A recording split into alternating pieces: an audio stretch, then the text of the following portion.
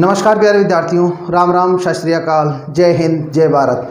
दोस्तों, मैं KR Jakhar reasoning गुरु स्वागत करता हूं आप सभी का अपने YouTube channel KR Jakhar sir academy में। और दोस्तों, जो विद्यार्थी आज नए विजिट कर रहे हैं हमारे चैनल पे, वो चैनल को सब्सक्राइब करें और साथ ही बेल आइकन दबाएं ताकि आने वाले सभी वीडियोज़ की नोटिफिकेशन आप तक पहुँच सके।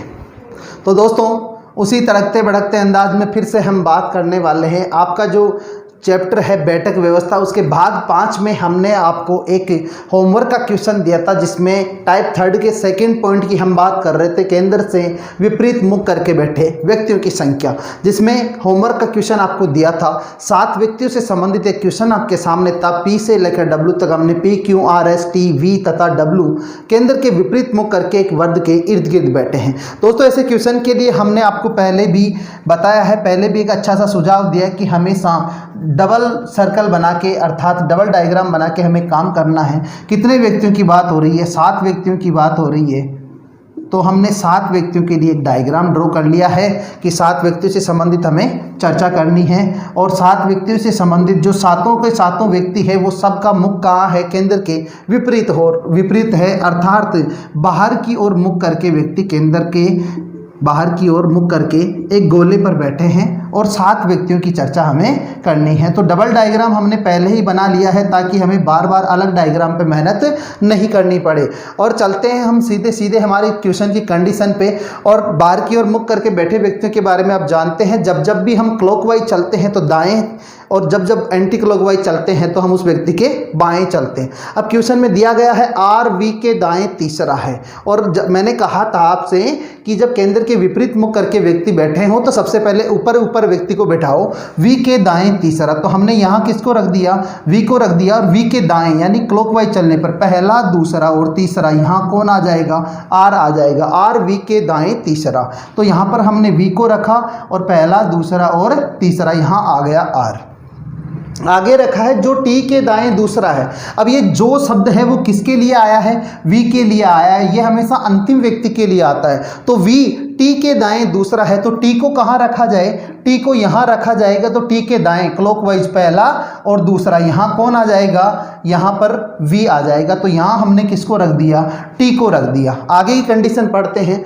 W P के बाएं दूसरा है। क्या P कहीं भी यहाँ रखा गया है? नहीं रखा गया। तो आगे कंडीशन पढ़ते हैं। जो V का निकटतम पड़ोसी नहीं है, V का निकटतम पड़ोसी कौन नहीं है? V का निकटतम पड़ोसी P नहीं है, अर्थात P यहाँ भी नहीं आ सकता, P यहाँ भी नहीं आ सकता। और अब P के लिए जगह बची है 2 जगह, यहाँ और यहाँ P आ सकता है। तो P के लिए 2 जगह बची है। इनमें हम एक बार रख के देखते हैं। W P के बाएं दूसरा है। W P के बाएं दूसरा है, तो W को कहाँ रखा जाए कि उसके बाएं दूसरा P आ जाए? तो हम W को यहाँ रखते हैं और यहाँ रखने पर एंटी क्लॉकवाइज चलने पर बायां होगा। हमारे दोनों हाथ ऐसे रखे हुए हैं, नीचे की ओर निशान है एरो का, तो बाएं पहला और दूसरा, तो यहाँ कौन आ गया? P आ गया। तो W P के बाएं दूसरा, W P के बाएं दूसरा है, तो यहाँ P को रखेंगे। किसको रखेंगे? P को, क्योंकि K किसके साथ लगा है? P के साथ। तो P के बाएं दूसरा कौन आ गया? W आ गया। तो यहाँ भी हमने P को रखा और यहाँ कौन आ गया? W आ गया। अब दोस्तों बात करते हैं, चर्चा करते हैं आगे किस प्रकार से हमें आगे का सॉल्यूशन करना है। S W का निकटतम पड़ोसी नहीं है, यानी कि S यहाँ नहीं आ सकता। तो S के लिए स्थान कौन सा होगा? ये होगा। यहाँ भी S के लिए ये स्थान होगा। अब बचा हुआ कौन है? आपके सामने P आ चुका है, Q नहीं आया है, तो यहाँ पर कौन आएगा? Q आएगा। क्या आएगा? Q आएगा। अब देखिए दोस्तों, यहाँ दोनों डायग्राम में हमें अलग अलग बनाने की आवश्यकता नहीं पड़ी। केवल 2 व्यक्ति थे, W और P, जिनका स्थान परिवर्तन हुआ था, केवल उसी को चलते हमने डबल डायग्राम बनाया। अब इन दोनों में से कोई सा भी डायग्राम आप काम ले सकते हैं, क्योंकि दोनों डायग्राम एक जैसे हैं और एक ही प्रकार से बने, दोनों सही डायग्राम हैं। क्वेश्चन देखते हैं। R के बाएं दूसरा कौन है? R कहाँ रखा हुआ है? यहाँ। और बाएं का मतलब क्या होता है? जब केंद्र के विपरीत मुख करके व्यक्ति बैठे हों तो बाएं का मतलब होता है एंटी क्लॉकवाइज चलना। तो एंटी क्लॉकवाइज चलते हैं R से पहला और दूसरा। यहाँ आंसर में क्या आ जाएगा?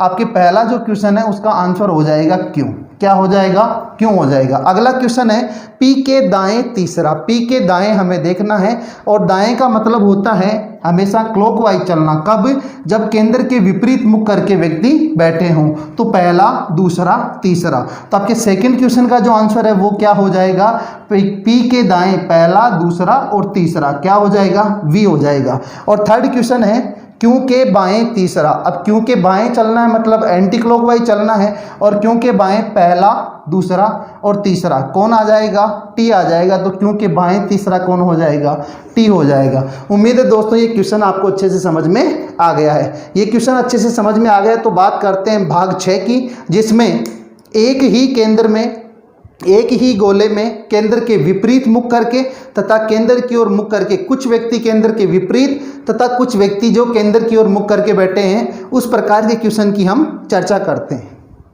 दोस्तों यहाँ तक हमने बात करी आपके होमवर्क के क्वेश्चन की, और अब हम बात करने वाले हैं हमारे टॉपिक के भाग 6 की, जिसमें थर्ड टाइप हमारा चल रहा है वर्तमान वर्ताकार घेरे से संबंधित। और इसमें हम थर्ड पढ़ रहे हैं जो हमारा ऑप्शन है घेरे के अंदर तथा बाहर मुख करके बैठना। हमने 3 टाइप इसके बनाए थे, एक घेरे के अंदर यानी केंद्र की तरफ मुख करके बैठना, एक केंद्र के विपरीत मुख करके बैठना, और अब हम जो बात कर रहे हैं वो ऐसा क्वेश्चन, कंबाइंड क्वेश्चन ले रहे हैं जिसमें कुछ व्यक्ति घेरे के अंदर तथा कुछ व्यक्ति घेरे के बाहर की तरफ मुख करके बैठे, अर्थात एक ही क्वेश्चन में कुछ व्यक्ति केंद्र की ओर मुख करके तथा कुछ केंद्र के विपरीत मुख करके बैठे हैं। तो इस प्रकार का क्वेश्चन आपके सामने है। 6 व्यक्तियों से संबंधित हमने क्वेश्चन लिया है। 6 व्यक्ति LMN तथा RST एक वर्ताकार घेरे में इस प्रकार बैठे हैं कि RST का मुख केंद्र की ओर है। क्वेश्चन ने खुद ने कहा है कि RST का मुख तो कहाँ है,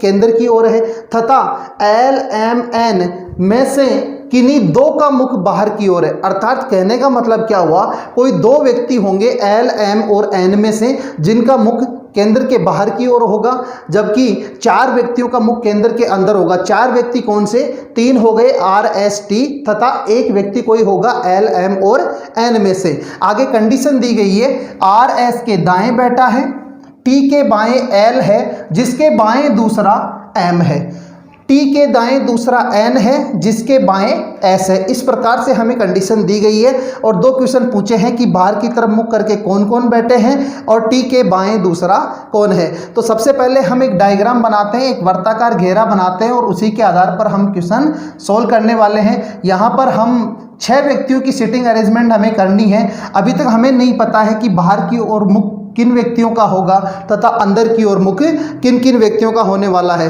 तो दोस्तों देखते हैं कि किन व्यक्तियों का मुख केंद्र की ओर होगा तथा किन व्यक्तियों का मुख केंद्र के बाहर की ओर होगा। सबसे पहले जो निश्चित सूचना हमारे पास में होगी, कंफर्म इंफॉर्मेशन जो होगी, उसे हम यूटिलाइज करेंगे। RS के दाएं बैठा है। दोस्तों R और S के मुख के बारे में पता है कौन सी दिशा में होगा, तो यहाँ दिया गया RST का मुख केंद्र की ओर है, तो हम इन्हें बैठा सकते हैं।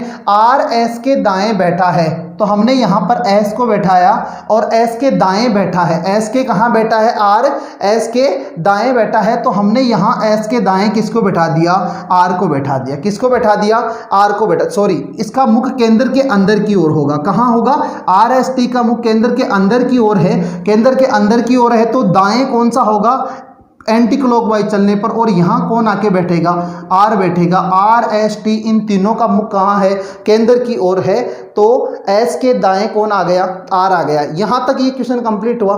T के बाएं L है जिसके बाएं दूसरा M है। दोस्तों यहाँ बात किसकी हुई, T, L और M, क्या इनमें से किसी को भी अभी हमने यहाँ व्यवस्थित किया, नहीं किया, तो अभी तक इनको हम व्यवस्थित नहीं कर सकते। इनसे रिलेटेड कोई सूचना होगी तब जाके हम इनको व्यवस्थित कर सकते हैं। आगे देखते हैं, T के दाएं दूसरा N है जिसके बाएं S है। किसके बाएं, N के बाएं, क्योंकि जो और जिसके शब्द किसके लिए आता है, अंतिम व्यक्ति के लिए, और इस पंक्ति में अंतिम व्यक्ति कौन है, इस वाक्य में अंतिम व्यक्ति कौन है, N। तो कहा है T के दाएं दूसरा N है जिसके बाएं S है, यानी कि N को उस जगह रखा जाए जहां रखने पर उसके बाएं कौन आ जाए, S आ जाए। तो दोस्तों यहां तो हम रख नहीं सकते। क्यों नहीं रख सकते, क्योंकि यहां पहले से कौन बैठा है, R, तो एक ही जगह बचती है जहां N को रखा जाए।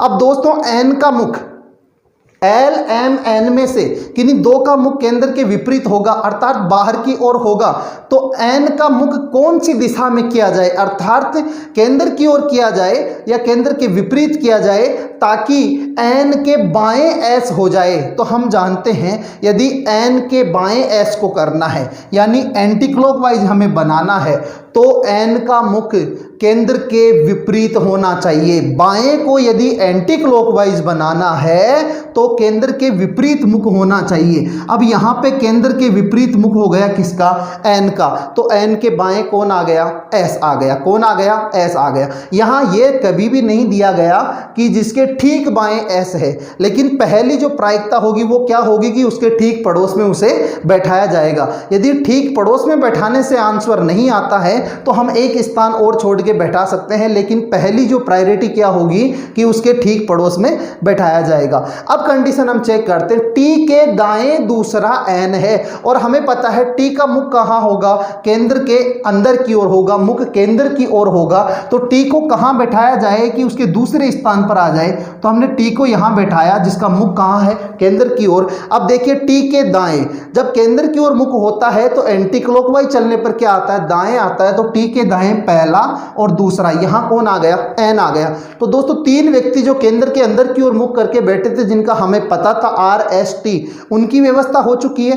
केंद्र के बाहर की ओर और केंद्र के अंदर की ओर तीन व्यक्ति और हैं, जिनमें से एक केंद्र के अंदर की ओर तथा दो व्यक्ति केंद्र के बाहर की ओर मुख करके बैठे हैं। अभी तक उनके बारे में पता नहीं था, लेकिन एक व्यवस्था हो चुकी है एन के लिए। अब देखते हैं कंडीशन जो हमने छोड़ी थी, जो रिलेटेड इंफॉर्मेशन है, टी के बाएं एल है जिसके बाएं दूसरा एम है।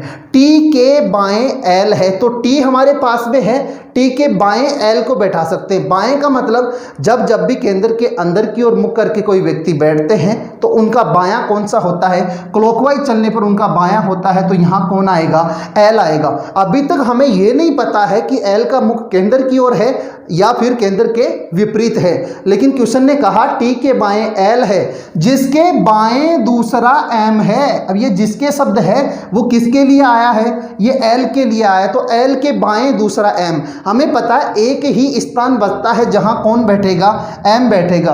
अब हमें यह डिसाइड करना है कि एल और एम इन दोनों में से केंद्र की ओर मुख तो किसका होगा तथा केंद्र के बाहर मुख किसका होगा। इन दोनों में से एक का मुख केंद्र की ओर तथा एक का मुख बाहर की ओर होगा।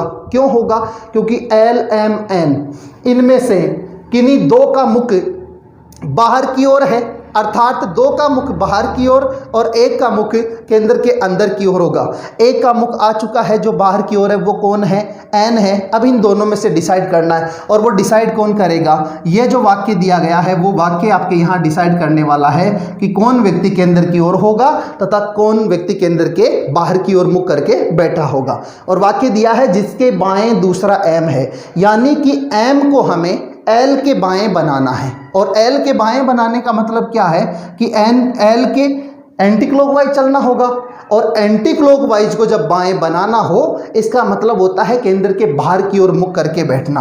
तो यहाँ पे एल का मुख कहाँ हो गया, केंद्र के बाहर की ओर। चाहे तो आप अपने दोनों हाथ दोनों उंगली रखे देखिए, यहाँ ये आपका क्या है, बाएं है, और बाएं दूसरा बनाना है तो पहला और दूसरा। तो एम जो बच गया उसका मुख कहाँ होगा, केंद्र के अंदर की ओर। अब हमारा सॉल्यूशन हो चुका है।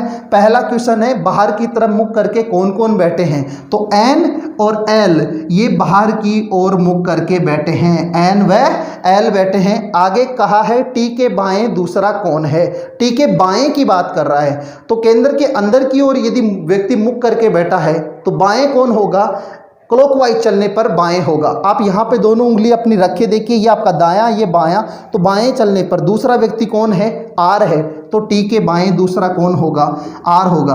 ये आपके क्वेश्चन का सॉल्यूशन हो चुका है। अब एक बहुत ही अच्छा और बहुत ही शानदार लेवल का क्वेश्चन जो है वो आपको होमवर्क के लिए यहाँ पर मिलने वाला है। तो दोस्तों होमवर्क का क्वेश्चन आपको हल करना है, और हल करने के बाद आपको आंसर हमें कमेंट में कमेंट करना है। तो दोस्तों देखते हैं कि क्वेश्चन किस प्रकार से होमवर्क का रहने वाला है। तो दोस्तों बात करते हैं होमवर्क के क्वेश्चन की। होमवर्क का क्वेश्चन आपके सामने है, बहुत ही अच्छा और बहुत ही शानदार क्वेश्चन है। आप होमवर्क का क्वेश्चन हम एक बार साइड हो जाते हैं, इस क्वेश्चन का आप स्क्रीनशॉट ले लीजिए और बहुत अच्छे से इस क्वेश्चन को सोल्व कीजिए। साथ ही सोल्व करने के बाद हमें कमेंट में आंसर कीजिए और कमेंट में आंसर करने के साथ आप हमें व्हाट्सअप भी कर सकते हैं। व्हाट्सअप नंबर आपको अवेलेबल करवाए गए हैं यहाँ। और किसी भी प्रकार का और कोई क्वेश्चन जिसमें आपको समस्या हो तो आप वो क्वेश्चन भी हमें व्हाट्सअप कर सकते हैं। यथाउचित समय आपको उस क्वेश्चन का जवाब दिया जाएगा। तो दोस्तों इसी उम्मीद के साथ कि वीडियो अच्छा लगा होगा तो वीडियो को लाइक करें, शेयर करें। साथ ही जो व्यक्ति नए हमारे चैनल पे विजिट कर रहे हैं वो चैनल को सब्सक्राइब करें और बेल आइकन जरूर दबाएं ताकि आने वाले सभी वीडियोज़ की नोटिफिकेशन आप तक पहुंच सके। तो दोस्तों विदा लेते हैं आपसे, मिलते हैं नेक्स्ट वीडियो में और बहुत ही अच्छा टॉपिक लेकर मिलते हैं आपके सामने। सिलोक्स यानी कि कथन और निष्कर्ष का टॉपिक, जिसमें काफ़ी लोगों को काफ़ी समस्याएं रहती है। काफ़ी पढ़ने के बावजूद लोग ये कहते हैं, विद्यार्थी ये कहते हुए पाए जाते हैं कि सर इतना पढ़ने के बाद भी हमारे 50% से ज़्यादा क्वेश्चन कथन और निष्कर्ष के गलत होते हैं। तो दोस्तों इसी चेतावनी के साथ, इसी उम्मीद के साथ कि एक भी क्वेश्चन आपका हम गलत नहीं होने देंगे, हमारे साथ जुड़े रहें। तो दोस्तों इतना प्यार देने के लिए बहुत बहुत धन्यवाद। नमस्कार, राम राम, जय हिंद, जय भारत।